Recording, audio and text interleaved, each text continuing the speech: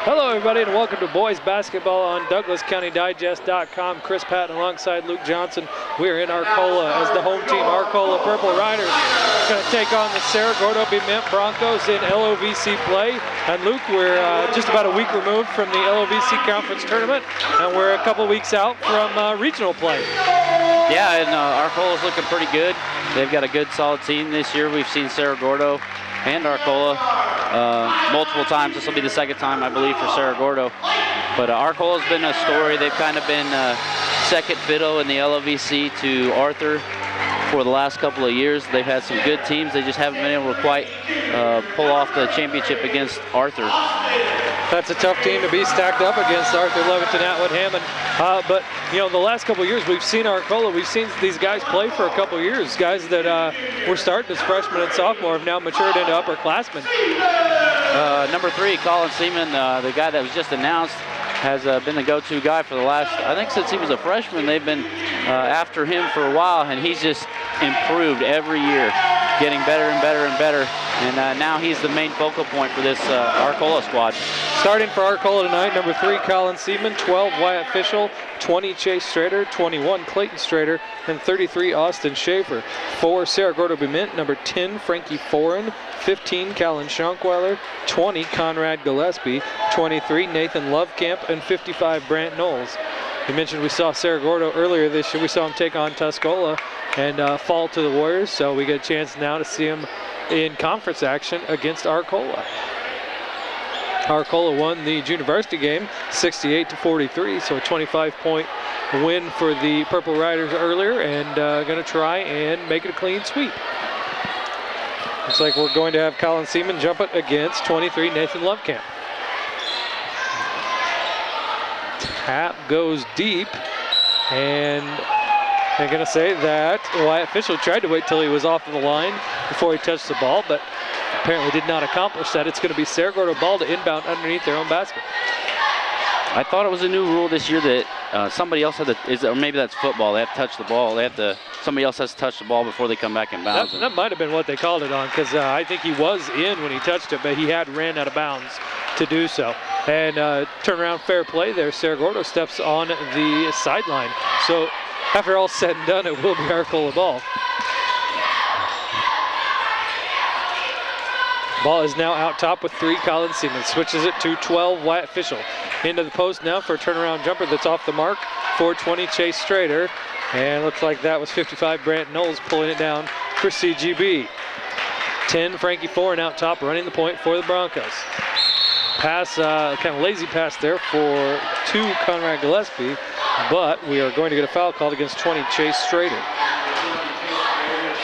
His first, team's first here in the early going in this contest.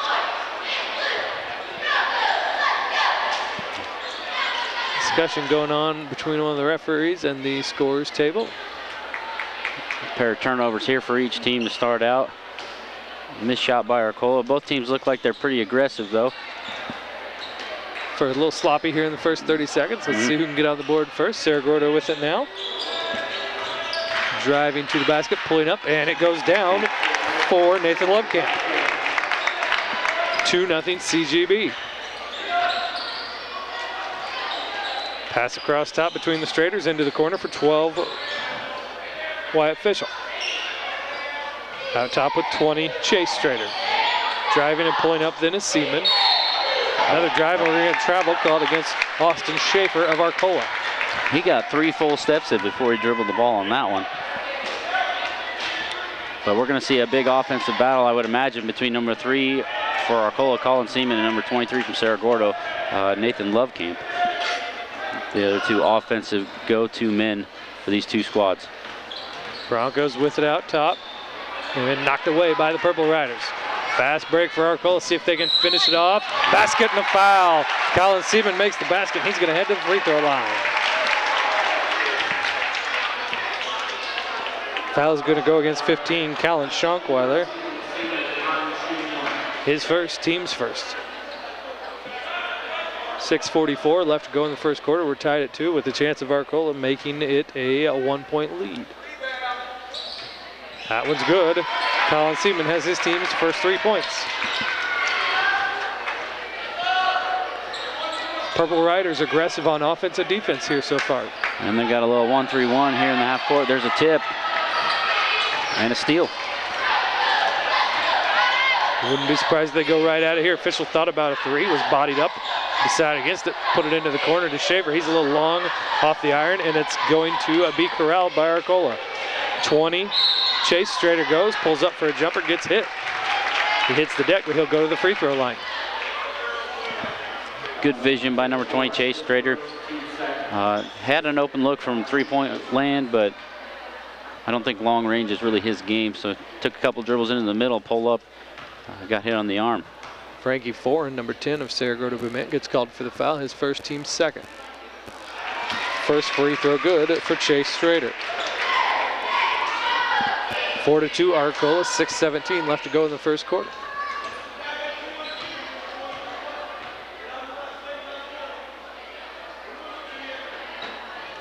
Second shot also good.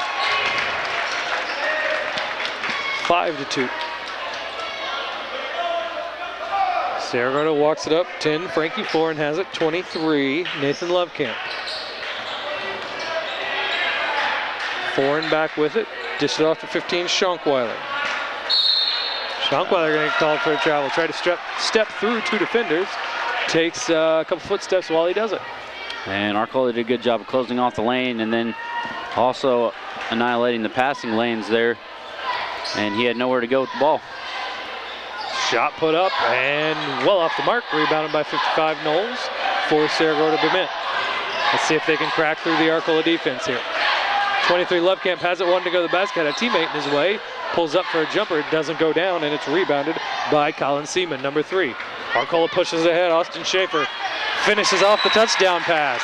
Coach Scott Bacon of Cerro-Gordo wants a timeout. 5:31 left to go in the first quarter, and it is Arcola by 5, 7-2. And usually quick timeouts from a coach like that means they are not very happy with their team's effort or the lack of defense. On that possession specifically, Cerro-Gordo's a little late getting back on their transition D. Made for an easy layup for Austin Schaefer, number 33 for Arcola. Purple Riders doing a good job creating turnovers and turning those into points. It's one thing to create turnovers, but when you can turn into points at the other end, that's when it really pays off. We've had a three-point play from Colin Seaman and then Austin Schaefer there with a wide open layup. But like I've said before, or we've said before in a couple other games, that 1-3-1 look is something you don't see a lot in high school ball. Nice court vision by Wyatt Fischel there to throw that pass to get it ahead to Schaefer, who finished it off and forced the CGB timeout. Broncos with it now. There we go, they get it inside. Knowles is gonna go up, looked like it was gonna be knocked away from behind. He's called for a foul. Offensive foul on 55, Brant Knowles, his first, team's third. The junior center thought he had found a spot in that defense that he could take advantage of, but gets called for the charge. He was close, just maybe a half step or two earlier, and he would have had Colin Seaman out in position, but Cerro-Gordo with a little token full court pressure there. Arcola easily breaks it. Lovecamp, though, does get his hand on the ball, knocks it out of bounds. It's like what's good for the goose is good for the gander here. CGB throwing it right back at Arcola with the zone defense. And there we go, a couple turnover. tips. See if they can hold on to it. Stays in bounds, almost turned it over. Official sensed that pass and was going to try and take it away. Broncos pushed ahead. Let's see if they can do like the Purple Riders and get some points off this. No good. Knowles camped out there underneath. This time he is going to go to the free throw line. Nice job by Brent Knowles to be there. Arcola's got to put a body on him if he's going to hang out under there.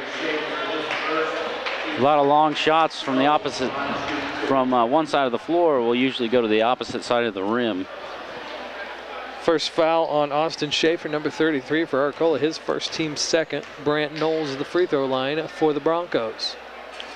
He hits the front iron. It looks like it might have had a chance to roll in, but it does not. 7-2 Arcola, 4:44 left to go in the first quarter. Second shot goes down. Brant Knowles is on the board right now. He's got one. His team has 3. 7-3. Arcola leads. Knowles is going to head to the bench. And be replaced by, it looks like 24, Dominic Simpson out there. So a smaller lineup now for CGB. Wyatt Fischel hanging out in the corner and puts up a three-pointer. It goes down. It's now 10-3 Arcola. See how CGB attacks with the big body of Knowles not in there this time. Pass goes to 23 Lovecamp. Fingertip did get on it, but he's going to float one back over across the way to 10 Foreign, who has it knocked away. And good active hands for Arcola. Hands in the air, nobody with their hands down at the waist, and Fischel with another three. Wyatt Fischel moving around the arc out there. He's got 6, 13-3. It's a 10-point Purple Riders lead. 3:50 left to go in the first quarter. The Arcola zone defense has stymied Cerro-Gordo Bement. Three-pointer put up, doesn't go down, hits all sides of the rim for number 10, Frankie Ford, and Arcola brings it down. Colin Seaman with it. Fischel thought about it, took his steps. A little stutter step there. Shot fake and then decided to go, but went without dribbling.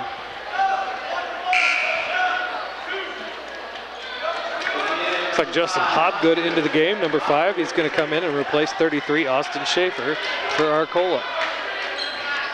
And if you're Cerro-Gordo, you really got to attack this 1-3-1. You need to get a guy into the middle of that zone right there on the top of the key, the free throw line. And attack. There's a alley-oop to Lovecamp down low. Nice look to Lovecamp. He couldn't finish off. It just doesn't go down.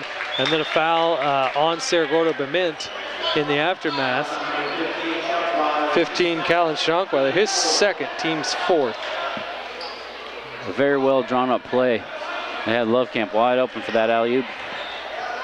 Well drawn up play, and it just doesn't fall down. So it's still a 10-point Arcola Purple Riders lead over the Broncos of Cerro-Gordo Bement. Seaman passed to nobody. Drove in, found a body on himself, decided to kick it away, but nobody was there to get the pass. Turnover Arcola. I think he thought Clayton Strader was going to sit out there on the arc, waiting for that 3-ball. Knowles is going to come back in for CGB, and Schonkweiler is going to take a seat with his 2 fouls. See if they try to find a way to get it back inside. Lovecamp drive, double team, give it to Knowles out on the 3-point arc. He kind of floats one across it. Fischel wanted to sniff out, just couldn't get it.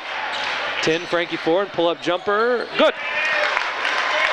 Off balance shot goes down from Frankie Ford, cuts into that 10-point lead, and now it's 8-point lead for Arcola.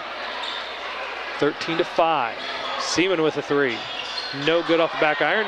Knowles goes up and pulls that one down. He's going to wait out the Arcola defenders who are swatting at the ball, trying to take it away. 4-23 Lovecamp. Lovecamp's going to drive, pull up jumper. It's going to be called on the floor, so the shot won't count if it would have gone down. We do have a foul against Arcola. Colin Seaman's first foul, his first, team's 3rd. 2:25 left to go. It's 13-5 Arcola. I think we went over this when we saw Cerro-Gordo play Tuscola, but we need to see Lovecamp be much more aggressive with the basketball. That was a great drive there. Got a foul on Colin Seaman, but he got all the way to the basket, and there's Knowles clearing out underneath. Easy offensive putback. Second time in a short span of time that Arcola has not even come close to putting a body on Brant Knowles. He was just sitting there waiting for that to come down and puts it right back in. 3-pointer put up at this end. Knowles doesn't get the rebound, no. Arcola got it. Nice pass fed inside to Seaman. He turns around and puts one in. Colin Seaman has 5. It's 15-7.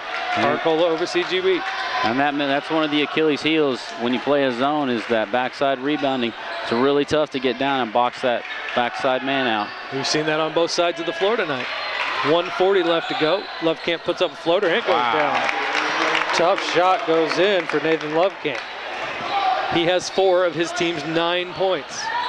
Arcola again wasting no time. Seaman's going to take her right to the basket. Pulls up, kind of floats one up there. It doesn't go, but he is fouled and will head to the free throw line. Fouls against Conrad Gillespie, senior guard for CGB. His first, team's 5th. Seaman's got 5. He's got 6 now. And it's 15-9 Arcola. 6-point lead with a minute and a half left to go in the first quarter. Boys LOVC basketball action here on DouglasCountyDigest.com. Second shot, no good, but offensive rebound there for Arcola. Official thought about it, kicked it over to 3 Seaman.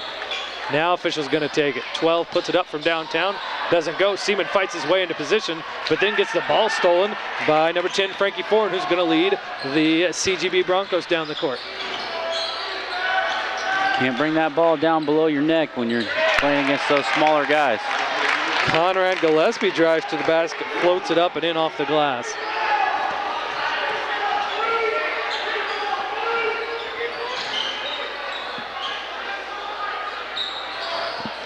I'm gonna need to check the scoreboard, check my total here in a minute because I don't know if the scoreboard's correct. It shows 17-9, and I think if Cerro-Gordo had 9 a minute ago, and that 2 would have made it 11. We're under a minute here. Broncos have Purple Riders have a shot, and you got a guy hitting the deck there. CGB is gonna lead the break. We're gonna get it almost a turnover. Here we go. Scoreboard's at 15-11 now. I think that fits in with what we've got. Kicked ball called against Arcola as the Broncos tried to thread the needle on a fast break. Stephen Franco, senior guard, number 13 into the game for Arcola. 31.9 seconds left in the first quarter. 11 checks out for CGB. Scoreboard shows 15-11. Broncos going to inbound underneath their own basket. Wide open on the arc, but an air ball. Shot put back up. Another offensive rebound, and it goes down. Brant Knowles got the rebound. It looked like it kind of just flew out of his hands, but it ends up going in, and he's fouled.